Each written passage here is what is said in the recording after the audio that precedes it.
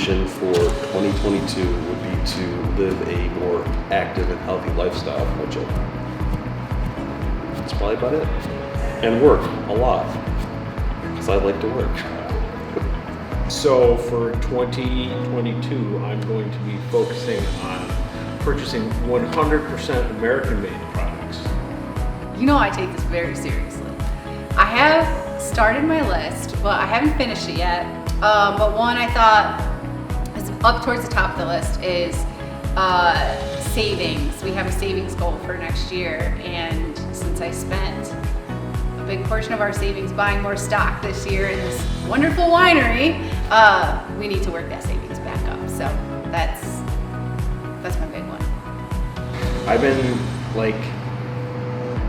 blessed to be part of this company, and I think my goal is to progress within it, and that means having to learn as much as I can about winemaking, beer production, cider production, and I think that my goal would be just taking as much as I can from all the people that I work with. Well, I'm not one for resolutions, but one of my goals for next year is to be more intentional with my time and my reading. New Year's resolution is to get all of my house projects completed that are not done.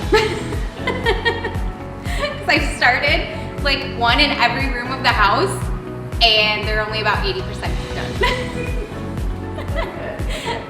I would like to make sure that I get my master's and get all of my schoolwork done on time.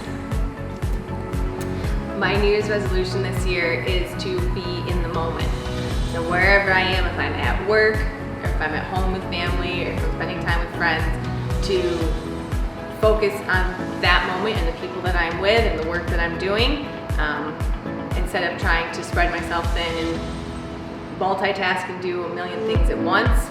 I want to be in the moment and cherishing those moments, because time is our only unrenewable resource, and what you do with your time is important, because you can never get that back. So when I'm with my family, I really want to spend time and focus on them. When I'm at work, focusing on work and the people I work with is really important.